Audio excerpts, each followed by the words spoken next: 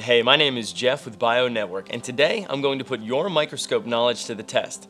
Let's take a look at some of the issues that my students deal with. Also, I'm going to be answering some of the questions that you've submitted. If you haven't already, check out our step-by-step demonstration on how to use a microscope, including oil immersion. Use the link in the description below. In this first scene, our lab tech is going to make 3 mistakes. Watch carefully and see if you can find all 3.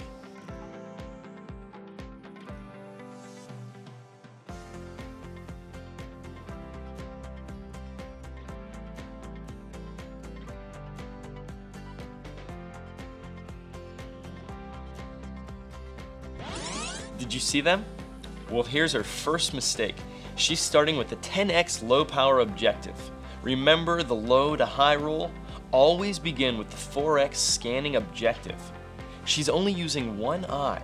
This is a binocular scope, so it's a good idea to leave both eyes open. And last, the scope should always remain flat on the table. You may need to stand or reposition yourself to see better, but you don't want to tilt the scope and risk moving your specimen or dropping the scope.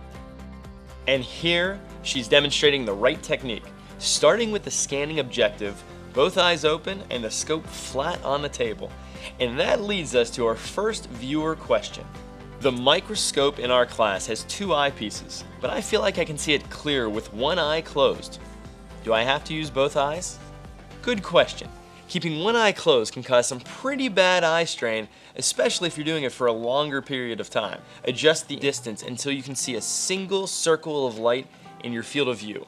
Then, you can comfortably see with both eyes.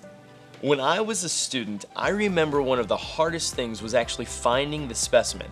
I'd focus in on something and it turned out to be an air bubble or a fingerprint. With practice, you'll learn to identify common artifacts like dye crystals, air bubbles, and debris.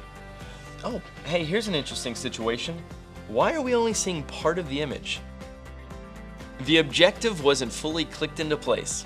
That's more like it. Here's another viewer question. The scanning objective is easy to use, but I often can't find the same part of the specimen using the higher magnifications. Any advice? Yeah, this can be tough for beginners. Let's walk through the steps and see if we can help you out. The lab tech has the specimen in focus using the scanning objective. She centers the specimen in the field of view. That will make it easier to find with the next objective. Now change to the low power objective. See how your field of view decreases and the specimen isn't quite centered anymore? What do you need to do? We need to recenter the specimen. Move the stage slowly and adjust the fine focus. You also may need more light. Let's talk about oil immersion. We need to use oil to see at the highest magnification. So without getting too technical, there's an air gap between the top of the cover slip and the front lens. This gap actually causes light to bend or refract. These scattered rays of light don't travel through the objective lens and are lost to the image. Oil affects the light a lot like glass does. So we replace the air gap with oil and suddenly we're able to see higher resolution images. This lab tech is about to make a serious oil immersion mistake. Do you know what it is? That's right. You don't want to use coarse focus with oil immersion because raising the stage can crack the cover slip, slide, and even the objective. A really expensive repair.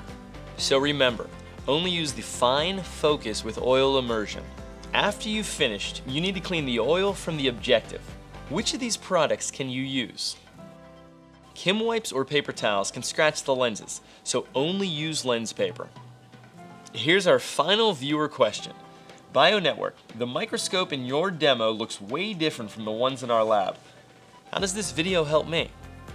Good question. We used a fluorescent scope in our demo because it has an attached camera which allows for video recording.